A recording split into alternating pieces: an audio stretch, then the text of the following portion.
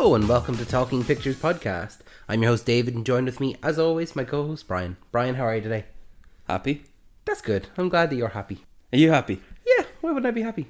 Because we just saw another Legacy sequel, and I don't know why everyone was shitting on it, because we thought it was good. Yeah, and thanks for joining us for this episode of Talking Pictures. Oh, we didn't even tell you what the name of the movie Oh, was. sorry. Yeah, okay. So we'll do the full episode this time. Before we talk about Ghostbusters, do you want to do a trailer of the week first? We had so many options for trailers, didn't we? Big week for trailers. It seemed like they just were like, oh, we forgot to release all these. Let's just release them all this week. Yeah. Was there any particular reason as to why so many trailers come out this week? HBO released a few trailers, but I don't know why, because there's no event or gatherings, or there's no real purpose for it. That's why I was so shocked to see, like, it was like every day there's a new trailer for something. Oh yeah, and some movies got second trailers, and we didn't really watch all of them. There's so many trailers released, and I'll just not talk about them, except one, of course, because trailer of the week. You're not even going to mention them. Ah, well, we're all excited for House of the Dragon, and we'll see Rebel Moon Part 2. I don't need to see another Fall Guy trailer.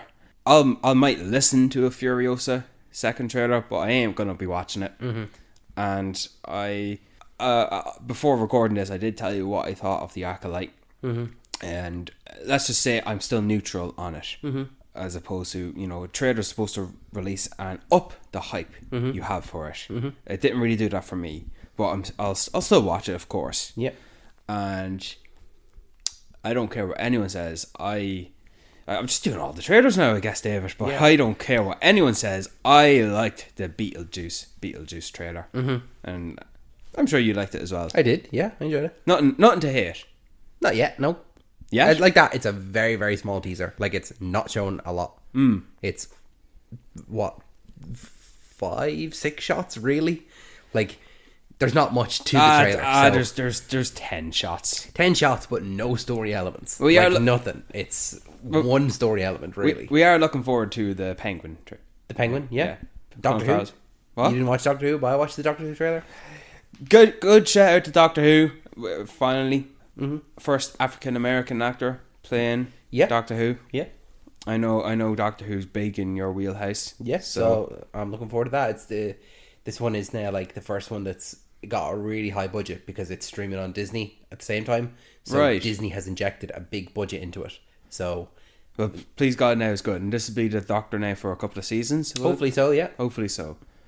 Well, Dave, I'm not going to talk about any of those trailers. Okay, good. I'm going to talk about the trailer that stole it for me this week. A real return to form, hopefully, from director Fede Alvarez to give his fresh take on the Alien franchise. Yeah. I don't want... everyone has their opinions, but I don't... Just because a movie is going to be made, and it's from an intellectual property, from an IP, from an existing franchise that has been done to death, I'm not going to shit on a movie. I'm not going to shit on any movie, because I don't want any movie to be bad, unless it's El Muerto. So I won't respond to people who, before the release of this Alien Romulus trailer, oh, this is going to be shit. Don't want it. Just give up on the franchise, Yeah. Ridley, you don't want any movie to be bad. No. Like, you want who wants a movie to be bad? Yeah.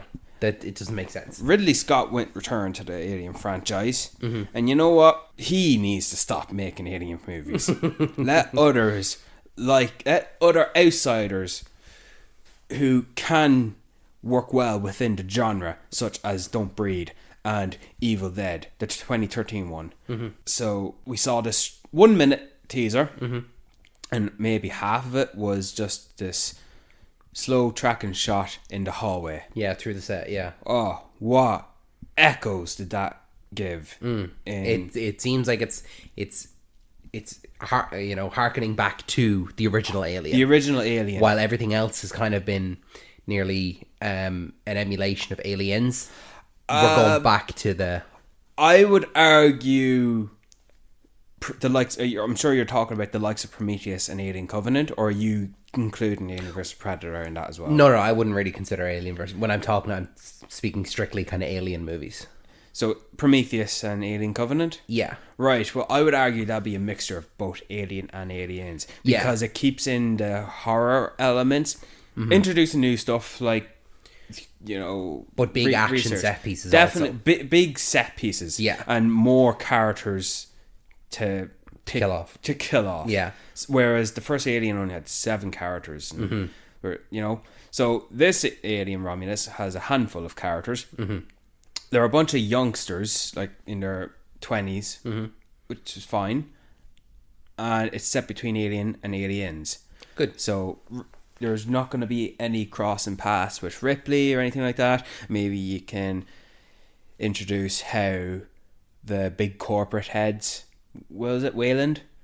Yeah, I think so. I'm not as up to date with my Alien lore, to be honest. Well, it's not one of the franchises. I'm not really either, but they can be the ones behind the retrieval of this alien species.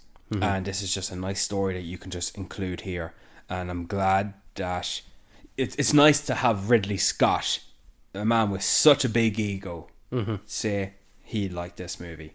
Good. So, yeah, I know that initially it was made to be a film for streaming. Was it? I don't think so. It initially was, but once they started filming, the executive said, yeah, no, let's do this for theaters. Well, that's good. It was conceived, I suppose, as a streaming movie, and then eventually transitioned into a theater. And look what happened to Prey with the Predator franchise. Prey, I like the idea of the Predator, but I only actually, having seen all of them, I only really like that Prey movie. I don't really like many of the other Predator movies, but Prey is great, and I really hope that this new Alien Romulus is the Prey of the Alien universe, like the next, just like one to really just nail it and like really, really good. If it's as good as Don't Breed and better than Evil Dead 2013, I'd be happy with that.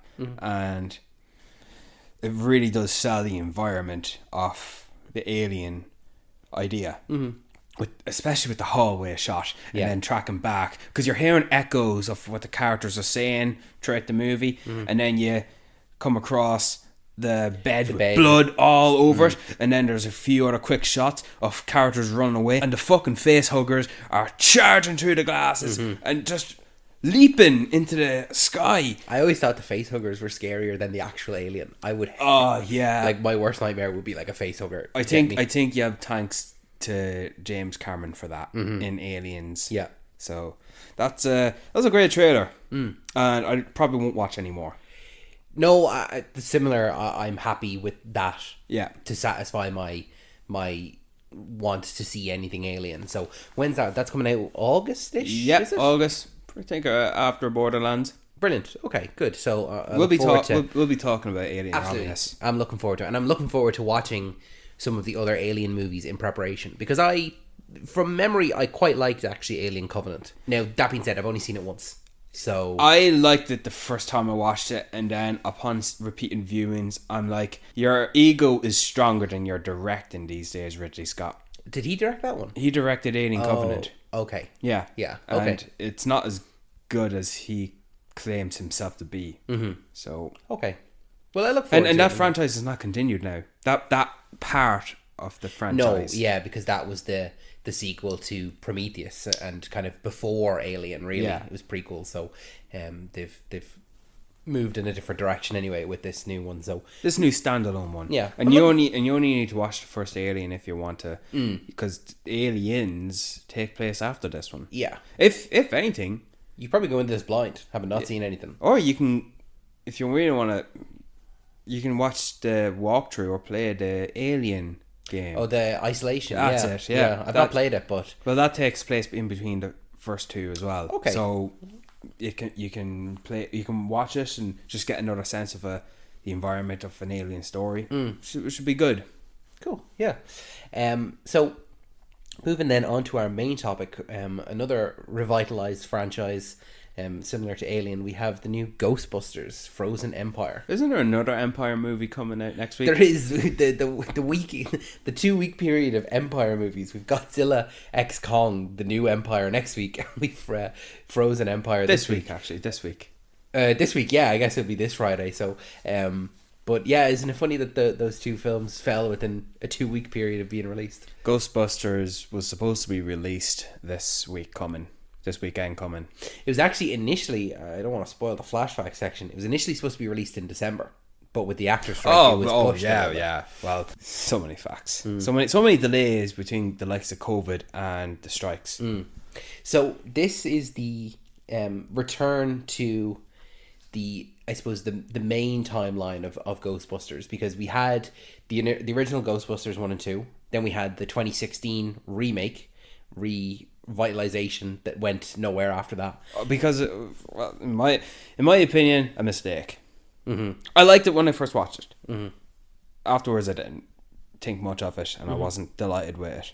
I especially didn't like, we're going to get the original cast into this movie, but they're playing different characters. And all the men are going to be assholes, idiots, or cowards.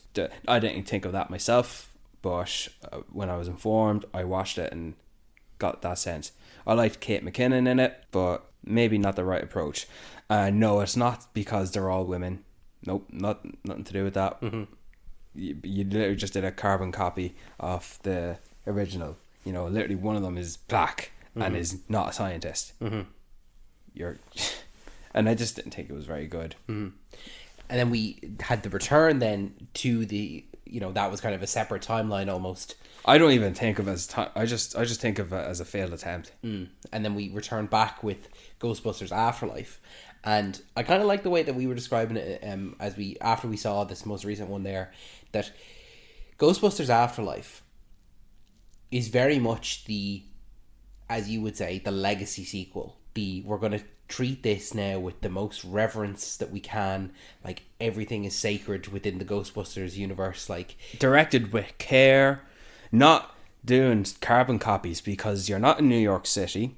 We're following a family. Yes, they are the family of Egon Spengler, but that's not revealed.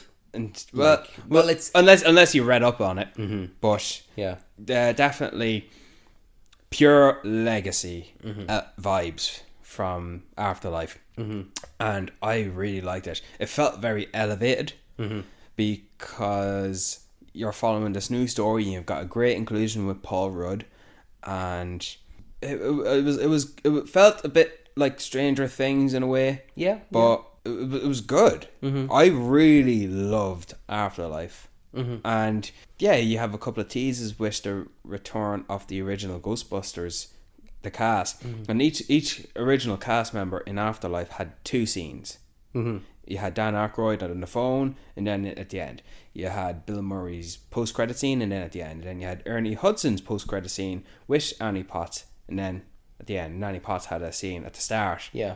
So, and it feels like it was harkening back to the original, with the fact that they had like the Safe Puff Marshmallow Man, they had Zool and Gozer, and that whole aspect, and the villain essentially returning, and this time it's kind of nearly at like full power and is a real threat compared to the first one. Yeah. And the original Ghostbusters coming back and crossing the beams, and it was just like every kind of iconic image or line or anything like that was like held with such high regard. Yeah. That it was, everything is we have to treat with so much care.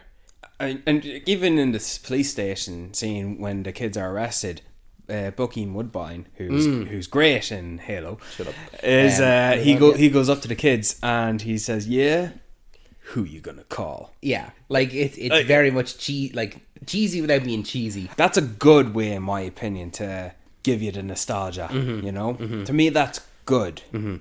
If you're gonna complain about nostalgia, then what's the line between not even having the original actors from the previous franchise in it? Yeah. Like, if you're gonna complain about, that line was so cringy, well then, are you gonna think it's cringy to have these actors stand up wearing the suits in the packs and the proton guns, you know. Where's the line? Yeah, where do you draw it? Yeah. Yeah, there is a line somewhere, each to their own. And I've seen it done to death worse. But in Afterlife, and I know we've been talking about Afterlife now for quite a bit when we should be talking about Frozen Empire, but between those two movies... But I want to preface before we talk about it what that movie was. And it was that, hold it in high regard.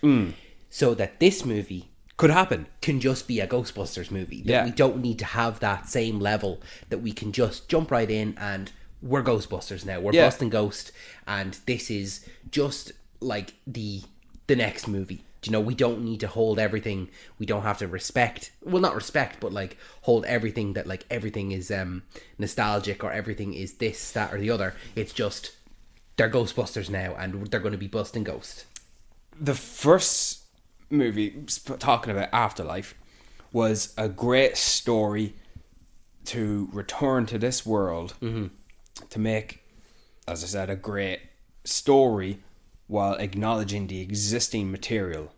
Whereas this one, you get to capitalize on the franchise Ghostbusters. This is a very much a franchise Ghostbusters movie. It's like almost as if, imagine if it was Ghostbusters 2, and then this is like Ghostbusters 3. Just following a slightly different group of characters. Like, you could very much see this one being the third movie. Even if we had replaced the original, or the cast of characters here, and put the original Ghostbusters in. This could be a third movie, because it's just very much a Ghostbusters movie. But if you think about it, you have the first two Ghostbusters movie, and then you have these two Ghostbusters movies. So it's a great duology of both eras. Really good. Really good. No fifth one. Speaking about the 2016 one. The Paul. Oh yeah, sorry, you're disregarding that one. Yeah. Oh yeah. But this one, it jumps right in, like, and they're just Ghostbusters. Oh yeah, Paul Rudd's automatically like.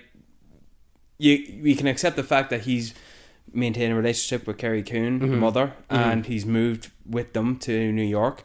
Oh, but he's a Ghostbuster. Oh, and the mother, she's a Ghostbuster. They're all just Ghostbusters. Oh yeah, they're all Ghostbusters.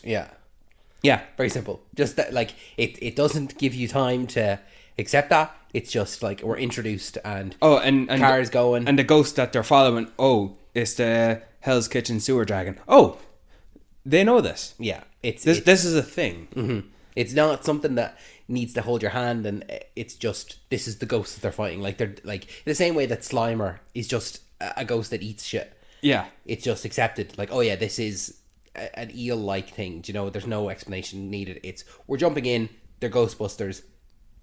Deal with it. Like, this is what it is now. In the first, in the after, if I say the first, I mean the Afterlife. Okay, I'll be explicit if I say the original Ghostbusters. Yeah, but in Afterlife, they treated the existence of ghosts like how Jedi or Luke Skywalker was treated in The Force Awakens. Yes. Whereas now, ghosts are quite common now these days. People are ringing them, saying there's a ghost here, and they're getting multiple calls. It's not like it's... Oh, it's a business. Yeah, it's the same. It kind of...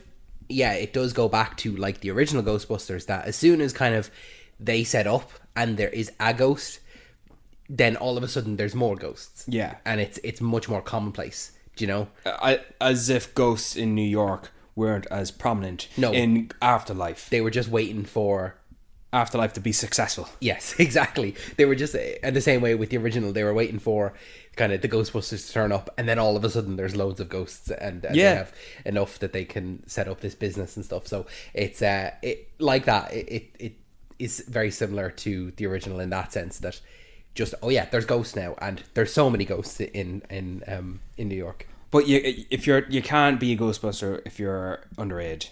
Yeah, they still set up the rules of like, there's still child labor laws. So we're introduced back to the family, and they're full-fledged Ghostbusters. And as we are obviously introduced to the family, then we are slowly introduced to the rest of the cast, who include the original Ghostbusters, the Spanglers, with Paul Rudd's Gary Gruberson. Yeah. And then we are introduced back to Podcast and Lucky, who I know them. both in Afterlife. Yeah. And then we're introduced to The respective companion to each of the kids. Yeah.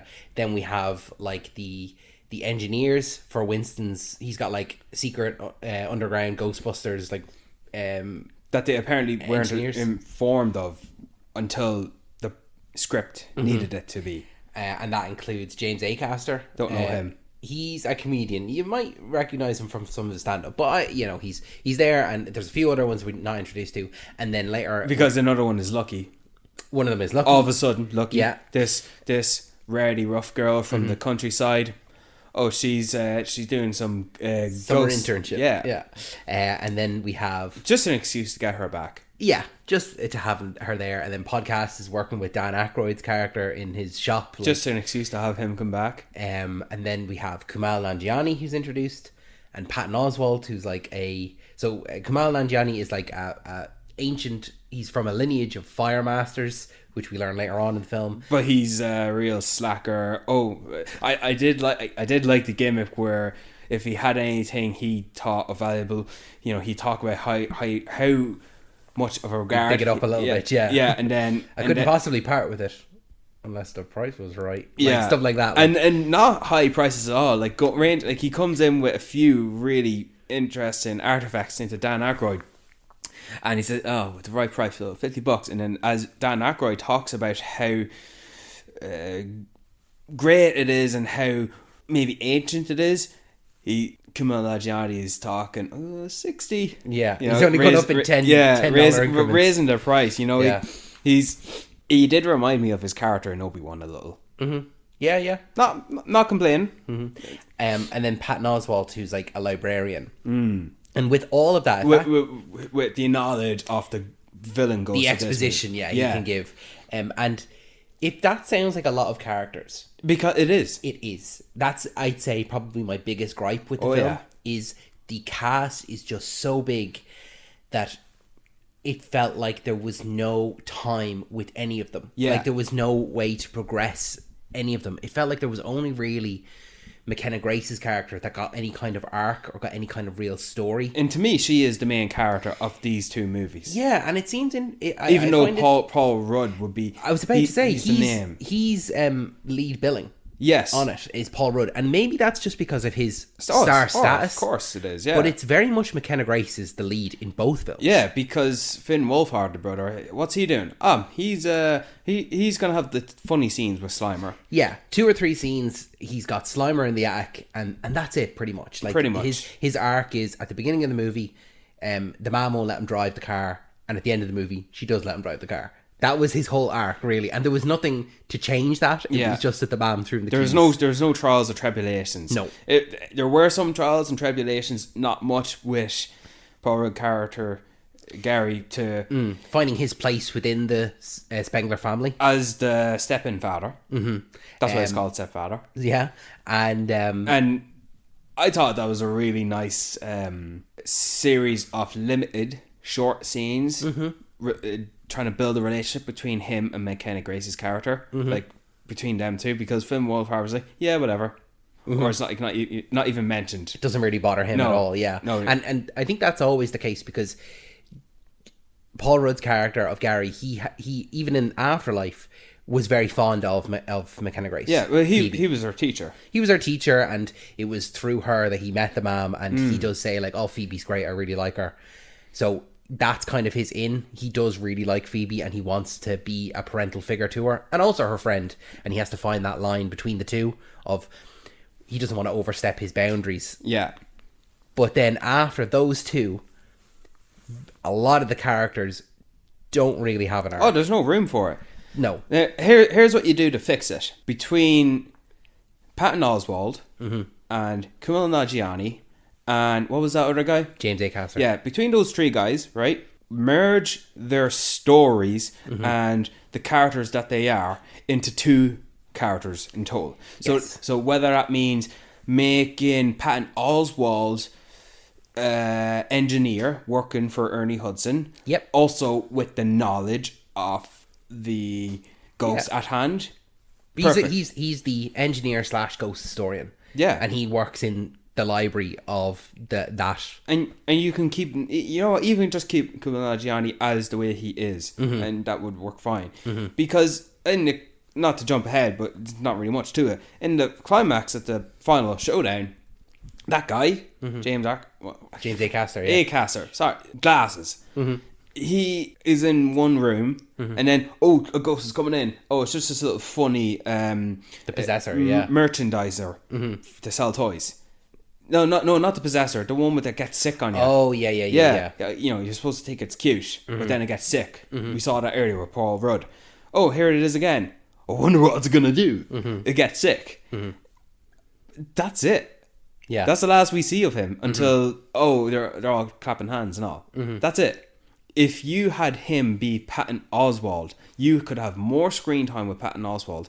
And just like Paul Rudd in Afterlife, Patton Oswalt is a great addition to the Ghostbusters franchise. Almost like how Sean Astin was a great addition to the Stranger Things franchise. Yeah, I could very much see if you change those two characters slightly, condense them into one with Patton Oswalt, and he's an engineer slash historian. I like Patton Oswalt more, and I know him more. And I think if you put him into that role, and also he's like a huge Ghostbusters fanboy, do you know, he's always desperate to, like, if say he always wanted to be a Ghostbuster when he was a kid, and this is as close as he could get to that. Like, then he could have a moment where he gets a proton pack or something like that, and he's fulfilling that aspect of it, and it's not just James Acaster like talking to the ghost is like, what are you doing here? Do you know, it could have been a bit more of an arc for that character as well if it was condensed into one. Because even Kumail Nanjiani had a bit of an arc for himself. He does go from that slacker to embracing his own heritage. Oh yeah, with hop, skip, kind of jump. He can just he can bend fire. Pyrokinesis. Yeah. Sure. Yeah, sure. Like, I suppose if you accept the world of ghosts are normal everyday occurrences, then you can accept the fact that you might be a mutant. Yeah, sure, maybe, whatever. Not going to complain. But very much then the I think the people that got the least amount of both screen time and arc are the actual Ghostbusters, the original Ghostbusters. Well, I'll actually disagree on maybe one or two regards to that. Well, there was one, there was one scene where Dan Aykroyd and Phoebe, Mckenna Grace. No, I was going to say Ernie Hudson. Ernie Hudson, Winston. Who I'm happy to see that those two characters are the one who get the most of the screen time in this movie.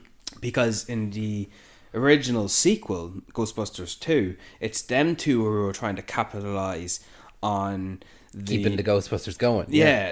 Going to kids' party, playing to the song that exists in our world, but apparently just exists in their world as well. Yeah. So, I'm not going to have an issue with Paul Rudd with that line of dialogue later on, where he's talking the lyrics. He's speaking the lyrics.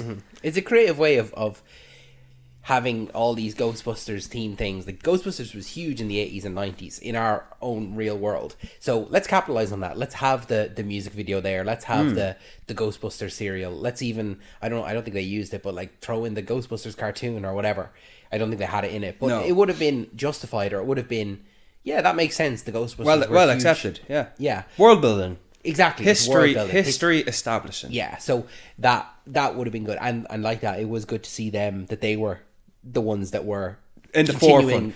Because Dan Aykroyd's character he misses the glory days of being a Ghostbuster. And it kind of does hit back to who that character is, because he was always wanting more, even though he was sort of the bumbling buffoon. So I like that. Of all the Ghostbuster characters, he's the main one in this movie, as far as they go. And then Ernie Hudson, who was established to lead a successful business and become wealthy, and even in the post-credit scene in Afterlife, he's talking to Annie Potts' character, that he is helping Dan Aykroyd. He's helping Ray. He's bankrolling him. Yeah, pretty much. So I like that them two are keeping in touch, whereas Bill Murray's character is retired, and he's living his quiet life. and he has definitely, as the lead character in the original Ghostbuster movies, he's definitely taken the real backseat. He's only in that one scene that he's, doing the tester thing with the dish bowl. I don't know what. But colander, yeah. So he's in that one scene, and then he's in at the end. For some reason, there's a next shot where he's just wearing sunglasses because they needed him to remove the sunglasses. So, I mean, I wear sunglasses when it's cloudy, but he didn't have them in the scene beforehand. And I like that they're keeping Annie Potts there. Get her suit up, fulfilling that fourth Ghostbuster role. I like that. But there wasn't much, once... Oh, no, fuck all, dude. They just pulled the lever. Yeah, they very much had that, and they were able to call back to the line a little bit earlier in the film where he says, it's the golden years or whatever. But they're very much... There's not much for them to do at all, other than... Oh yeah, we have the Ghostbusters here. We have them signed on, so let's get them in the suits. Let's get them in the final battle. But realistically, they're pulling a lever. Not much, really, at all. Yeah. I think what they were going to do is the villain of this movie was going to unleash all the ghosts they've captured since the 80s. And then that scene's concluded. What did they do now? New York is being ransacked by hundreds of ghosts. What's going to happen? Well, they're all going to split up and scatter and capture them while, to buy time while they come up with some genius script writing plan to capture them all simultaneously. Whether that be, I don't know, capturing the main one, or I don't know. What I'm trying to say is, I thought there was going to be a sequence where all the characters are on their own in groups. Yeah, split off into mix it up a bit. Don't just have the old Ghostbusters doing their thing. Yeah. Have some of the kids with the elderly ones. Yes, absolutely. Have some of the adults with the youngsters, and mix it up with the elderly ones as well. That whole thing. Maybe play the Ghostbusters tune in the sequence. Make it a bit of a montage until you get to the real big bad, which then once you capture him, then you've captured the rest of them. That whole thing. But no, not to jump ahead, and I won't spoil it, but the whole conflict and showdown is really settled in one room, in one session. Yeah. Not very much. Even though the main villain was a threat, there wasn't much to them. No. It's just ice. Oh, yeah. Nothing. The death chill. The death chill, as it was. Very creatively written. I want to jump into some flashbacks just because we're kind of around halfway, and then we can talk a bit more. Is that okay? Oh, sure, dude. Brilliant. Laura, play that jingle for us.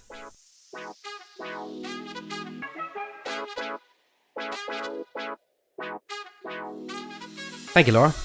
So, we've got some flash facts for Ghostbusters Frozen Empire. So, flash fact number 1. This was originally scheduled to be released in the United States on December 20th, 2023, but due to the 2023 actors and writers strike, the release was delayed to March 29th, 2024, taking over the original date planned for Spider-Man Beyond the Spider-Verse, and then, as you correctly said, it was pushed forward another week then to March 22nd, 2024. March 29th. Why does that date sound familiar? Because it was the same date as Kong and Godzilla? And they didn't want two empires?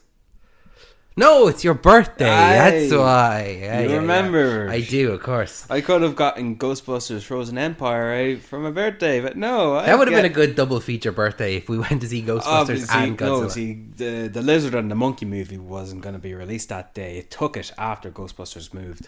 Oh, they both shifted. Okay. Oh, yeah. Okay, interesting. Did you know that, to build up on that flash fact, this movie had a working title. Firehouse. Yeah. And I didn't know if this was going to be an animated movie or whatever, but I do believe that they're trying to world build now. They have a new production company under Sony. Yeah. Ghost Corp. That one also did Afterlife as well. Oh, really? Yeah, I rewatched Afterlife.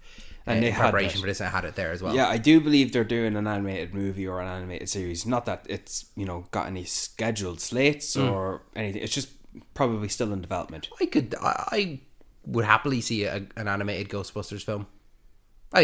Nothing wrong with that at all. Could you see one where it's the original 4? But, I would assume that would be it. But with different voice actors. Yeah, I would assume that if they were going to do that's what they would do. But the voice actors would try and emulate. Oh, well, you know, don't get James Earl Jones to voice Bill Murray. No. You know? But try our best. Try our best to, you know, look, they're doing it with Transformers. Mm-hmm. So with Transformers 1, Chris Hemsworth's now voicing Optimus Prime in the... Chris Hemsworth, okay. Yeah. Wow. But Brian Tyree Henry's voicing Megatron. I like Brian Tyree Henry, yeah. See, Optimus Prime for me is always going to be Peter Cullen. I can't think of anyone else. Well, have you seen anyone else? No, that's it. That's, I suppose, why I can't see anyone else doing the voice, but his voice is just so iconic. Oh, yeah. He's on Invincible now. Yeah. And I only hear Optimus. I only hear Optimus too. I'm watching it. I'm like, wow, Optimus Prime really wants Invincible to help him fight this war. Flashback number 2. This is the first Ghostbusters film that doesn't feature Sigourney Weaver. So I noticed that, yeah. She obviously played Dana in both Ghostbusters 1 and 2. I didn't know her name. Yeah, Dana Barrett, I believe. She was in the post-credit scene with Bill Murray, which was nice. She also had a cameo in the 2016 one. Yeah. See, all of the original Ghostbusters, minus Harold Ramis, of course, they featured in the 2016 one, including Sigourney Weaver, but they all played different characters. They all played just cameos. I said that earlier. Yeah, I know. I'm just saying it. Oh, man. I'm just adding a bit of context. But yeah, this is the first one now that she didn't. Thought you dozed off on me, dude. She didn't appear in any context, and she wasn't even mentioned or anything like that. No, but that's fine. I'm just curious as to why not. If you've got everyone else back. Well, I think it might have been a combination of having too many characters, not finding something for her to do, maybe she really wasn't interested. Possibly, yeah. I don't think it's one strict reason. I think it is a combination of multiple reasons.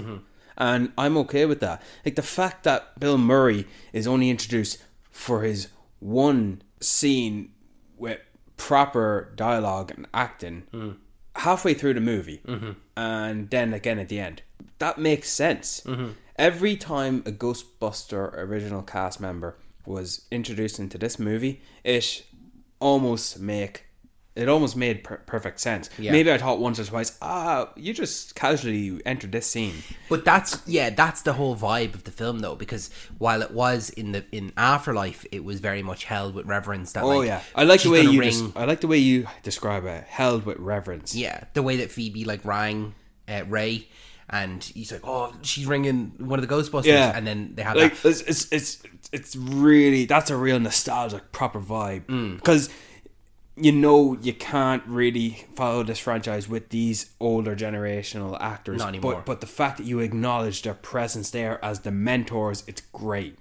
But in this film, then, it's just, they're introduced. They're just characters. They just are a part of this world. Yeah. So it doesn't need to be held to that same level. And that's what I liked about it was... Well, I didn't mind it. When they went to go test Kumail Nanjiani's character, it was just, I know a guy, and it's Venkman. That's perfect sense. Perfect. If anything, that he made the most perfect sense. Obviously, with Winston establishing who he has become in Afterlife, great. It makes sense what he's doing, especially with Dan Aykroyd. It makes sense what he's doing. So, it was good. It was well thought out. And then flashback number 3, the ghost in the library featured in Frozen Empire is actually the same ghost as was the very first ghost that appeared in the Ghostbusters franchise. I knew that ghost was remember this thing from the original movie? I remembered that. I can't. My lore in the Ghostbusters movies are not that high. I can't remember. I think my favorite one is actually Afterlife. I think my favorite Ghostbusters movie is Afterlife. And that's not a knock on me. That's not a thing where I say, I only like new movies that are coming out in my generation. I don't like old movies. Of course that's not true. Yeah. It's just Ghostbusters. It's a movie that's there. See, it exists. It's interesting because I think Ghostbusters is very much like, it's the original two are like just comedy movies from the 80s, and no one really held them in such a high regard. No one did think of them as these like either cult classics or no, this is that ghost from this or whatever. Like it is very much just these are some silly goofy movies that people like. Okay, now let's treat it like it's let's treat it like Star Wars. Let's treat it like it's the Star Wars level, absolutely, or Indiana Jones coming back. Like it's this has always been one of the greatest things. But every movie that's come out from the 70s to the 90s, they're going to be revisited. Mm-hmm. That's just the way we're going. Mm-hmm.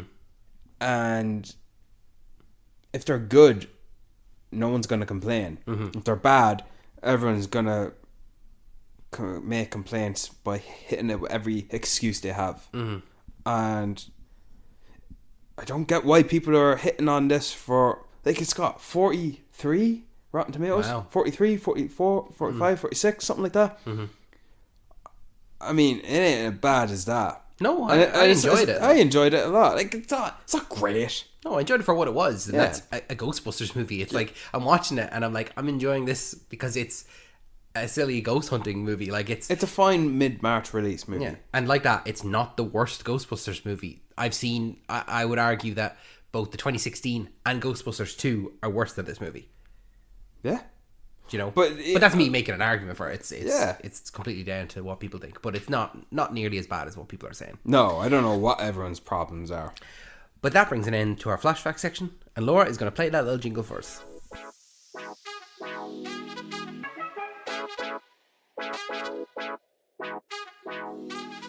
Thank you, Laura. So one other thing then obviously I wanted to talk about is the actual ghosts themselves. We brought them up a little bit throughout. I wanted to talk about some of the returning ghosts and then some of the newer ghosts as well. Slimer was my favourite. Slimer? Yeah. Okay, yeah. Slimer is, of any of the ghosts, Slimer is the most iconic. Yeah, but not as intense, lethal threat. No, he's a silly, goofy guy. He's selling merchandise, product placement type. Like that's what he is, but set up for humorous gags. There was a Slimer-esque ghost in Afterlife. Yeah, the one that was eating the metal and stuff like that. Yeah, that was a Slimer-esque ghost, but Slimer's based in New York. They weren't in New York, so they used this one instead, which is great. Now they can capitalize on... See, remember this ghost from the original movies? And... I think he is the ghost. When people think Ghostbusters, not only do you think the logo, yes, but they think Slimer. Yeah, and it's funny. Compare this Slimer to the Slimer in the 2016 one. Mm-hmm. This one looked better and it felt practical. You're right. It did kind of feel practical. Yeah. Even though, yes, it was very much CGI, but there were. I know what you mean. I think they had something on set to pick stuff up and have like, something to interact with. And of course, his scenes... He's only in like maybe 3 scenes. He's in the scenes with Finn Wolfhard. Yes, because that's the extent of Finn Wolfhard's arc. Yeah, and he's a few comedic scenes, and then there's one scene at the end where that was... I didn't laugh, but I acknowledged that was good. Yeah. Because they're trying to catch this one ghost that... The Possessor. Yeah. What did you think of that? The Possessor? Yeah. A nuisance. Yes. A real nuisance. Not a threat. Like, the fact that they were scared of it coming down the street as a tricycle, but no one riding it. Mm-hmm. Okay, it's Possessor, but it was more like quick, catch it, as opposed to quick, run away. Yeah. I think that it's... I thought it was very funny. I thought it was very creative that, anything can just now be a ghost. Yeah, and I liked how they were setting it up, because they had it trapped in the lab that what's his name? Winston? James Acaster. No, Winston. Is it Winston? Yeah, Winston. That he's set up that they have this room concealed with Possessor, and it can possess the lamp, it can possess the drink, it can possess the chair, the vacuum cleaner, and then it's banging on the window, and your man James Acaster, hey, I got his name, is saying, quiet, if you're good, I'll throw a tennis ball in there, because you can just bounce all over, entertain and stuff. I don't think I fully copped I don't know if it's creative or greatness or fun that type of ghost is until it possessed a trash bag. Yeah. I liked it like that. And then, you know, the lion it possesses, which... See, I think the way you described it, that it's a nuisance, but it's a nuisance that if we let it go too far, becomes a threat. Oh, yeah. And it has that where... The lion. It becomes the lion, yeah, exactly. And then later on, it becomes the proton pack. Yes. It is very dangerous, and we need to stop this. But then it becomes, after the proton pack, becomes the pizza, and you see the pizza flopping around. And then it's back to... Yeah, back to a nuisance. Yeah. And then, well, of course, it's a continuing nuisance. They need to contain it, trap it, whatever. Slimer comes in and gobbles the pizza up and just... That's it. It's dealt with, yeah. So I really like that. And it's just like, as far as the comedy or the humour goes, like, little gags even. That was a nice gag. Because, if anything, that completes or fulfills the presence, because I can't really call it an act or an arc for Slimer. Justifies him being there, yeah. I get Yeah. you. Yeah. So I like that. I like what they did with Slimer, because he was set up as, he's hiding in all the sweets and the junk food that he's eating. And did you notice how he picks up the Cheetos? I did, He picks it up, but he doesn't use his fingertips. He uses the middle part of his fingers as if... I can't describe it on a podcast, but if you can see how I'm doing it here, it's like, do you know when you lift something that's small, you use your fingertips, you know, where to print your fingers and your thumbs? Yeah. He grabs them with the middle part of his fingers. Yeah. Surely listeners are understanding what I'm trying to describe. Yeah. So I liked it. The sewer dragon is new, is it? Yes, as far as I'm aware, yeah, this is the first time. You know, fine, traditional opening sequence type of ghost. Fine. Yeah. It was fine. I did think this movie felt like what the Amazing Spider-Man 2 was to the first Amazing Spider-Man, if you know what I mean. Elaborate. More cluttered. Yeah. Combobulated. Do you get what I mean? Yeah, I get you now, yeah. Whereas, but I don't... Throw everything at the wall, yeah. Yeah, and I don't think it went downwards, because I think the Amazing Spider-Man 2 did go downwards, whereas this movie sort of saved itself. What other ghost? There was another ghost that was quite menacing looking in the room. In the room, yeah. So and I thought what are they going to do with this one? Because this scary looking one, because you can see it silhouetted, and then it comes into the forefront to face Mckenna Grace as Phoebe, and he was very much the most like monstery kind of looking ghost. But they didn't really do anything with that one. No, he stayed within the confines of his cell. And then we had, I suppose, the two other ones. Then the main ghosts that we dealt with. So the girl, I completely forgot about her, Melody, yeah, who is interacting with Phoebe the entire time. And she has a recognizable face. If you she see her, does. I looked her up afterwards, and I haven't seen her. She was in Doctor Sleep. Yeah, I didn't. Once I saw who she had played and other stuff, I was like, okay, I've seen a lot of the stuff you've been in, but I don't actually recognize you. She's got two other sisters who are like actors as well. She was in The Babysitter. Is she related to Samara Weaving? No. Okay, she looked like she was. She was one of the children in the Babysitter movie. Okay, she was the child. Okay, yeah, no, I didn't. But she had a recognizable face. Yeah, but she's interesting. Cute face. She's cute. She was cute. Yeah, sure. I know, man. She was cute. She's interesting because she's a very humanoid ghost, which we haven't really experienced before. She's a ghost who was once human. But I always assumed that all of the ghosts were, and they had just become like deformed, or they had. That's what I always as opposed to monster ghosts. That's what I always thought the monster ghosts were. That they had kind of let themselves get to that stage. So you think Slimer used to be a human? Yeah. And of course this is after the fact, but the sewer dragon would have been a human. Yeah.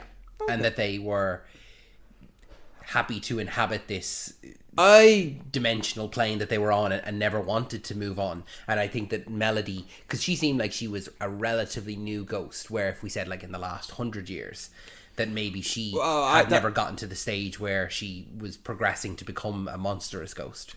Well, I suppose she could have. I suppose you can make the argument in 100 years' time or 50 years' time, she was going to be a fire ghost. Yeah, exactly. Like, do you know the way that kind of like, I kind of nearly describe it as you have to kind of the way that Gollum succumbed to the ring. Or how the Dutchman crew in Pirates of the Caribbean Yes, that's probably a better way of yeah. describing it. Yeah, is that once they accept that kind of fate, Yes. then they evolve into the monstrous forms. Yes. So she was still looking for that way to go home and I- go to the next, I like what we're getting at. I really do. Mm-hmm. But I think I would equally say I think you're giving it too much thought. Well, that's always just how I interpreted the ghosts. Yeah, well, no, that's a fair point. I don't think the creators of the franchise thought of it like that. Because when you have a ghost that's like the Stay Puft Marshmallow Man, that's not a ghost. That's something that just came to life. It's the Statue of Liberty, I forgot that was another thing as well. That's just something that came to life. It's not really a ghost, you know?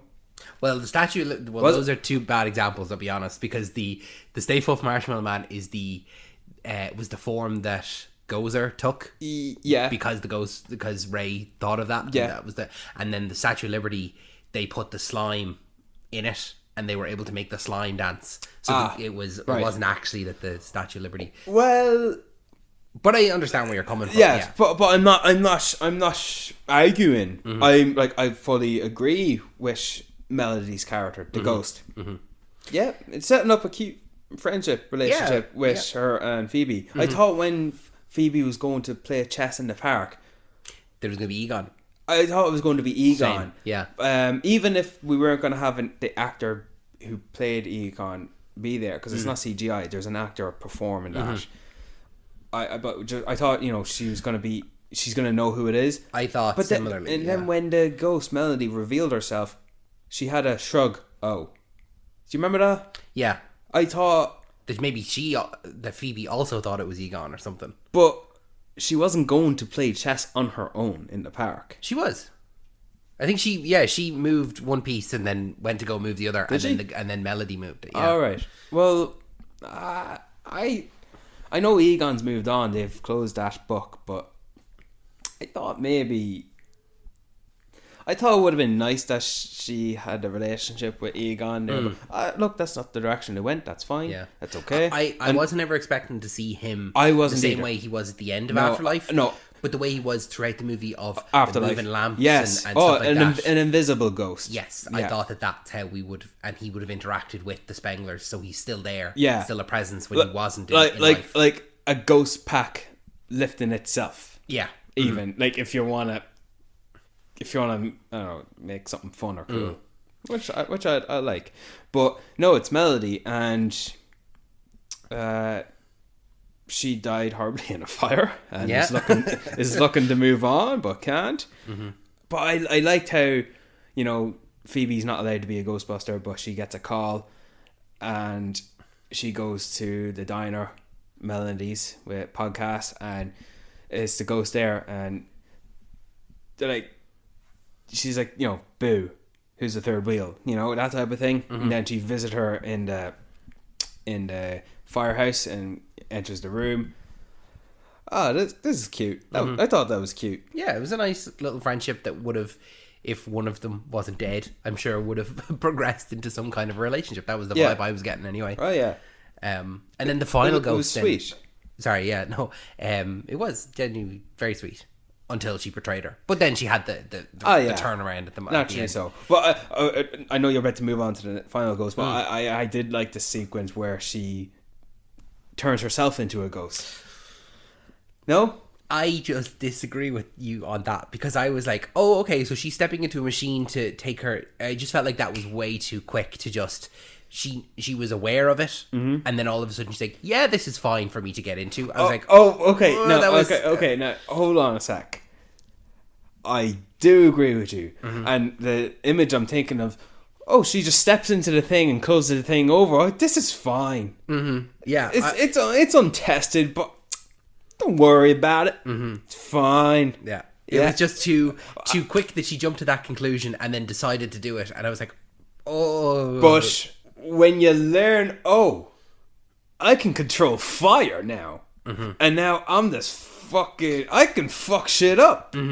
Yeah, no, excuse my cursing, but I know what you mean. Should I just accept it? I think it's easy to accept those things because it's the world. Yes, but it's just if maybe a little bit earlier on, if it's just because all of a sudden she had come to the conclusion that she could do this, but it wasn't ever when it was only objects as opposed to life forms. Whereas if earlier on in the film she had made a comment about like humans using it, or alternatively, was there not a comment made? I don't feel it just felt like all of a sudden that we were there and she was doing it. I just didn't feel like it was foreshadowed to me anyway. But then even if there was a little bit earlier on, if there was some necessity that maybe they were the team were arguing about maybe using this to become a ghost and maybe see something that they couldn't see or something like that, like to get an inkling of what was within the orb or something like that. Yeah. And they had an argument about is this safe? We don't want to try it just in case. Well, I would actually disagree with that, because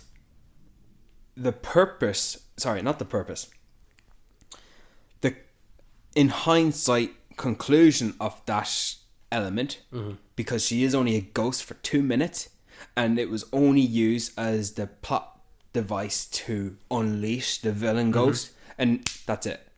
As soon as that ghost is unleashed, she restores back to her human form, and that's it, not revisited.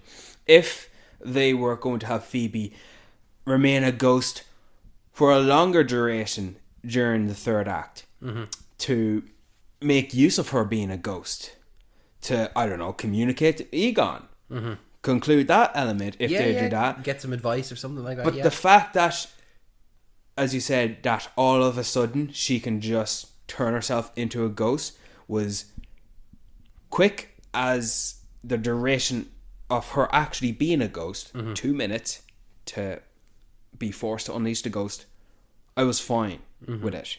If it was prolonged and dragged out, well then maybe I would feel the lack of setup or the lack of foreshadowing. Well, I think maybe I wanted the setup or the foreshadowing. I didn't need her to be a ghost longer. Yeah. I would have just liked it have been mentioned earlier on, and maybe a debate about it. Maybe that they had assumed that it was dangerous. They don't know what. Well, if they were sure that the ghost or the spirit would go back to the body. I just would have liked it explored a bit more before it was put into use. And I think I would like that as well. But I think only because it was done. That it was over. It was over. You were fine, yeah. I was fine with it because it was not a major thing. It was just a thing to a device to get the to the next part. And what I did like in that scene is make use of the characters you've brought back, such as Lucky. Lucky is there to try and stop the ghost from leaving. Yeah, and that obviously gives us our inclination that the proton packs don't work, that they need something else. Yeah, so I like that good use of it. And then the final ghost, so moving on then from opening the orb. So we're making great conversations. Yeah, listen, honestly. The main ghost. Oh, the villain. The villain, yeah. As much as a threat as any other villain. And how did you feel about him? Fine. I generally don't like... No. I'm trying to find my words. He's a very skinny, lanky, tall, dark-figured, blue-eyed with horns. Demonic, I think, is the... Yeah, and the horns are like, dude, you can't walk out a door as just. You need to turn your head, and you may need to angle yourself. Like a moose. Yeah. It's like a moose that can walk. And you're not going through a door, buddy. Yeah. And I felt a real absence of fear. Yeah. When he started speaking, your world will burn and I will destroy you and everything will shatter. Can't you just be quiet and ominous and menacing and just be vicious and aggressive? See, the whole thing about the death chill and stuff like that, like the power to kill with fear itself, I would have liked to see that. Yes. But I think you should have killed your man Acaster. James Acaster. Yeah. Did I say Acaster? Yeah. Sorry, I'm thinking of Halo. Yeah, I know you are. I think because he touched the orb and his hand froze. I thought that was an interesting setup to have a character die, because don't some characters die in the original Ghostbusters movies? I'm sure they do. Yeah. So why not have him set up to show some sense of stakes? Yeah. But I think the main flaw with him with the villain. The fuck his name is again? I don't even remember. G. Started with a G. G. We'll go with G. We'll call him G. Is the lack of maybe setup with him, and I'll give you the exact scene, and it's the scene where Patton Oswalt gives you the history of him, and it's told through the stone carvings. Yeah, I was like, just let me see that, because what you're telling me with the stone carvings, first of all, you're not getting the point across. He doesn't come across as menacing, and the actual visuals of the stones moving, I'm not seeing what you're trying. Like, it's not clear what you're showing. Whereas if we had a flashback to, a medieval world where he is a huge threat and he's an army of ghosts or whatever, and then you get to see this big, like, realistically, I know that most people probably wouldn't agree with me on this, but like a big CGI kind of battle with, I don't want a big battle, but like just seeing loads of ghosts, him there, the commander of them, and then the fire masters, and kind of them at their most mighty, or like that they're able to trap this ghost, to then have the contrastingness of Kumail Nanjiani, to see that these are what the fire masters were, and this is him. He can barely light the candle. So then when he does get that moment, given where some elevated reverence to this, yeah, well, I think that just seeing the main villain, G, as we're calling him, seeing him at the height of his power, really see that would have given him a sense of fear. Exactly, make him more of a threat, because the way that he was presented there, he got his horns, he went to the firehouse, it's cold, he's defeated. I just didn't get the same level of villainy or threat from him as there could have been. The demon dogs in the other movies are scarier. Oh yeah, absolutely. Every other villain so far, throughout all of them, have been scarier. And I know that's obviously Gozer, the guy Vlad. Oh yeah, that guy.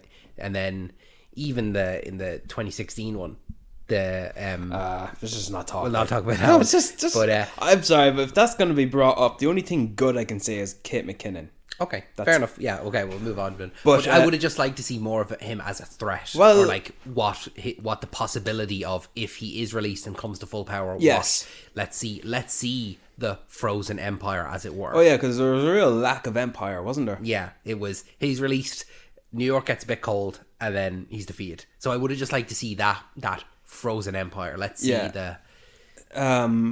You said a flashback CGI. Would you have accepted a certain style of animation? Let me give you an example. And as I think of this might be the best way it's ever been done. Harry Potter and the Deathly Hallows, Part 1. See the way, you know what I'm talking about? Yeah. That animated sequence with the three brothers. Now that's a certain style of animation I can't have seen, at least not before that movie. Now I'm not talking about the same style. I'm talking about a similar version. That level. Yeah, no, I think that would have been better than what we got. I don't know if that's exactly what I would want. And would you still want Patton Oswalt talking about it, narrating? Yeah, sure. And to establish, I was fine without it. I just think that it could have served him to make him a better villain, because even though I want to fear this villain, I guess I was never going to anticipate that from this movie. I never even thought about who's going to be the scary ghost in this movie. Never thought about it like that. It's see the way when we want a villain as good as the superhero in superhero movies, or even Star Wars movies, or even Indiana Jones movies. For Ghostbuster movies, it's what the good guys are doing, and it's the venture they're on, and I'm not giving much thought to the villains of the movies. That's one of the last things I think that would be on. I was more, this villain is, it's just an afterthought, but if you have a good adventure and a good ride to go on, well then that does it for me. Okay. Now I don't want that for my Pirates of the Caribbean movies. I don't want that for my Indiana Jones movies. I don't want that for my Star Trek movies. I want good villains for that. Whereas this is a nice feel good movie for the kids that adults can enjoy. Yeah, that's fair enough. Yeah, and I'm happy with that. And I would have liked more emotional beats with this movie, like the relationship between Paul Rudd as the stepfather to Phoebe. I would have liked some sibling bond between Finn Wolfhard and Mckenna Grace. I would have liked maybe the relationship explored more between Phoebe and the ghost Melody. Mm-hmm. Maybe give something for the mother to do other than being the strict parent. Mm-hmm. And I don't know, maybe be a bit more creative to give the Ghostbusters something other than pulling a lever together. Mm-hmm. You know. Well, I liked, to be honest with you, the way that you described it there of having them all split up and go into twos. Twos or threes. Like, imagine Phoebe, Paul Rudd, and Bill Murray together. Yeah. Or maybe in this case, Dan Aykroyd, because he... I would put Bill Murray and Finn Wolfhard. I feel like they would be a good mix together. Yeah, I don't know, maybe you can throw Lucky in there, or maybe you can throw... Podcast. Yeah. You know, do a few things like that. You know, just split them up, have them all go on their separate tasks, all in the lead up to stall time while they capture the big bad to save the day. And I wouldn't even need like all the ghosts to be captured or anything. Because I think that leaves the ending open of like, oh, we gotta go get more. You know, like the Ghostbusters are gonna continue. Well, this movie did end on that note. Exactly. So that's I'm happy with how it ended. Of yay, we saved the day. Now let's keep going. You know, it's not all wash our hands and it's done. It's the Ghostbusters are going to continue after this. What did you think of the return of the mayor? Or was he the mayor in the last movies? He wasn't the mayor in the original movies. He was the mayor in this.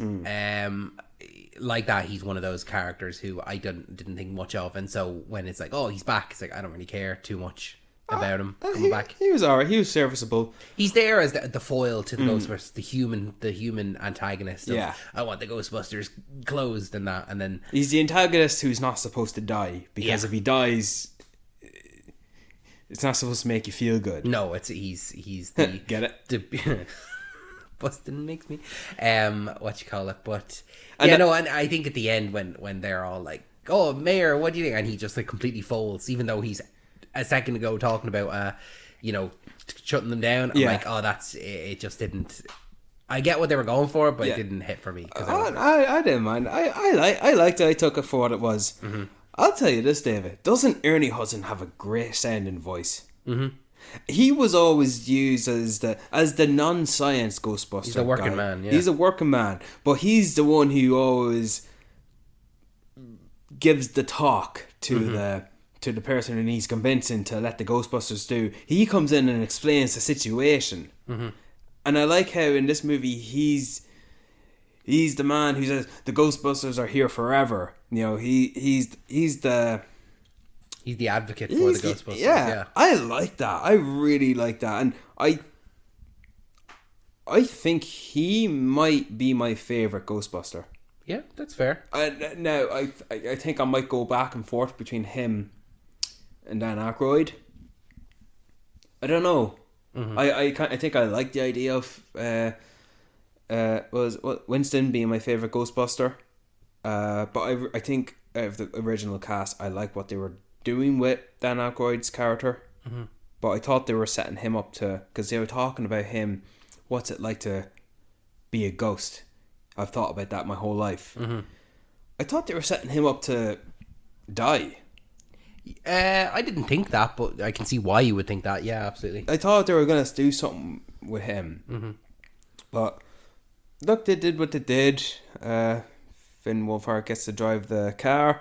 Phoebe calls Paul Rudd dad, awkwardly, but accepts anyway. And I like that. That was nice. And Kumail Nanjiani can control fire.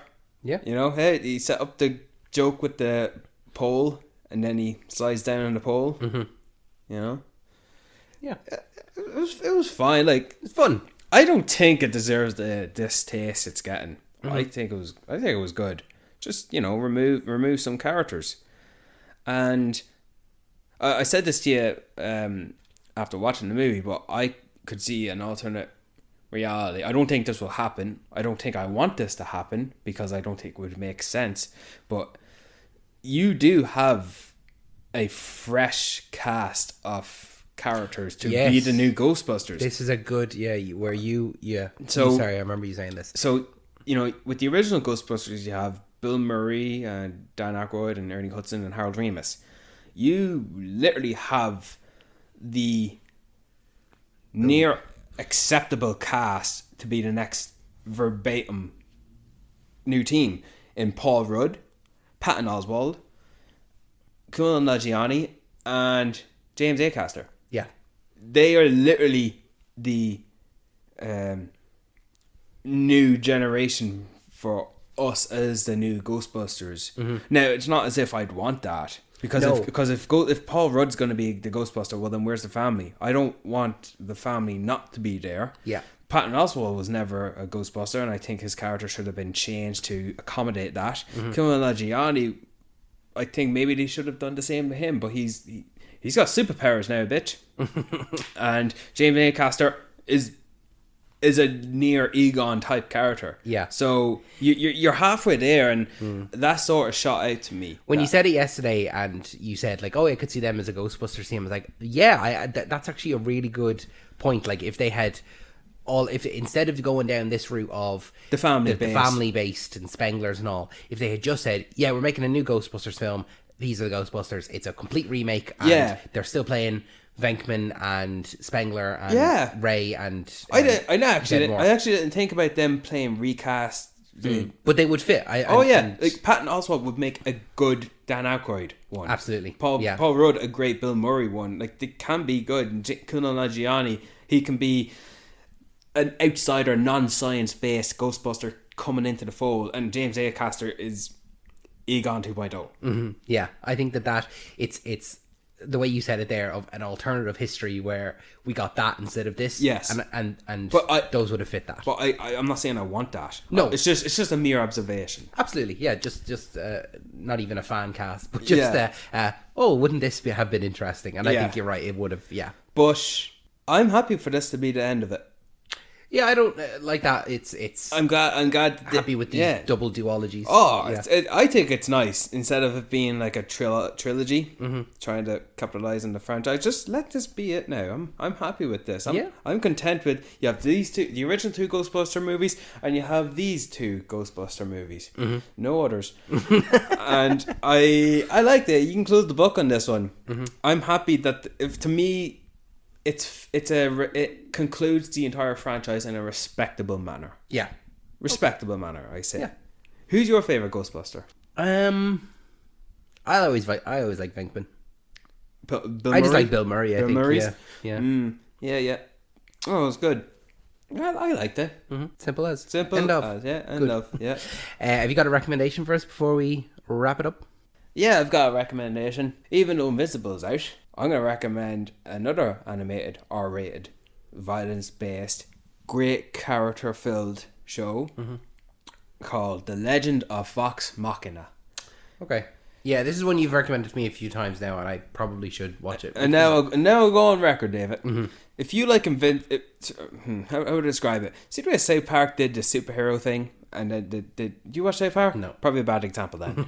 What Invincible is to the superhero genre, Vox Machina is to the fantasy genre. Okay, yeah. Okay, I get you. Yeah. It follows this gathered crew, this Vox Machina, 7 characters, some of them, 2 gnomes, a half giant, 3 elves, but they're not the same elves from their certain tribes, I get you, yeah. And a human. Mm-hmm. And there's 2 seasons out so far. The episodes are 30 minutes to 45 minutes, and there's 12 episodes a season. And why season 3 is not out right now, I don't know. No news on it yet. But Jesus, the characters are great. Mm-hmm. You get time to understand where they come from and their backstory. They're funny. They're not traditionally what you want to lead the quest that they have in the Lord of the Rings. Yep. Or maybe in like how the Dungeons and Dragons movie with Chris Pine, like they're a bit of a set of unlikely heroes. Yep. Well, Vox Machina are definitely a set of unlikely heroes. And I really love the recurring joke that one of their biggest enemies is doors. Okay. Doors. Okay. Because if they need to get into a building, the door is locked or they can't get in. It's like, oh, fucking doors. Okay. I looked this up myself. I think I don't know. I can't remember, but it's funny, and the characters really are great. The two gnomes are great, and oh fuck, David, you should watch. Fox. Okay, I will. You really should watch Vox Machina. It's a really good show. David, yeah, 100%. Okay, good. Okay, excellent. I will. Yeah, 100%. I'm going to jump back to what we talked about earlier. I'm going to recommend Prey, which is nice. It's a film in the Predator series, and it just kind of, I think, maybe realized what is really cool about the Predator, and you can put the Predator in any situation, just drop him in any time period, anything, and it'll be cool. Yes, however, one thing I will say is, even though the protagonist of Prey is downgraded to the weapons and resources restricted to that era, the Predator was also downgraded to its own weaponry. Now, I like the idea with every Predator they deploy, let's upskill our weapons and our technology. So next time we go down, we are better to find a worthy hunt, to find a worthy prey, find a worthy predator. So, because I was thinking, how is this Apache, Compache Indian woman with a bow and arrow, maybe an axe, with the companion of a dog, supposed to go up a fucking predator? Well, it's simple. Downgrade the predator's weapons. Yeah, to make it a fair fight. Yeah. A more even fight as far as a human going up against a predator goes. Yeah. And I like the idea that this predator was more feral. Yeah. I think it's just a really, really great Predator movie. Oh, it is, David. It might be my favorite. Now, it's my favorite. I did grow up with the original watching it, and I did like this team of macho men with muscles on their muscles, and one by one they're being picked off by this invisible entity. Whereas this Predator movie is definitely just her on her own for the most part. Yeah. So it's either my favorite or my second favorite. I don't know. Because I would used to watch the Predator movie, fast forward the start of it to watch the sequence where one by one the characters die, and then just end it there. Yeah. I wouldn't watch the showdown really, but I was a child. I didn't know any better. So Prey's a good one. Yeah. And good shout out back to the Alien Romulus trailer as well, because that was a great trailer, and I'm afraid to watch it again because don't. I want to though. I want to watch it again. Maybe me and you will watch it again, and then that'll be it. Yeah, let's finish up this, wrap it up, and then we'll watch the trailer. But thank you so much for joining us for this episode of Talking Pictures. If you made it all the way through, we really, really appreciate it. Make sure that you are subscribed to us. Make sure that you are following us on all of our social media. We're available on all your podcasting apps of choice, including YouTube. Maybe you're listening to this episode on YouTube right now, but if you prefer to listen to your episodes on YouTube, we're available there. All of our links are in our description and stuff like that. If you want to send in topics or anything like that, send it into talkingpicturespodcast1@gmail.com. We like to answer those on like bonus episodes, or sometimes we get in such great ones that they become topics of their own. So make sure that you're keeping up to date. We release new episodes every single Wednesday. And we'll see you next week when we talk about Godzilla vs. Kong, The New Empire. For Brian's birthday. Well, it'll be after your birthday, but we'll see it on your birthday. Yeah. Bustin' makes me feel good.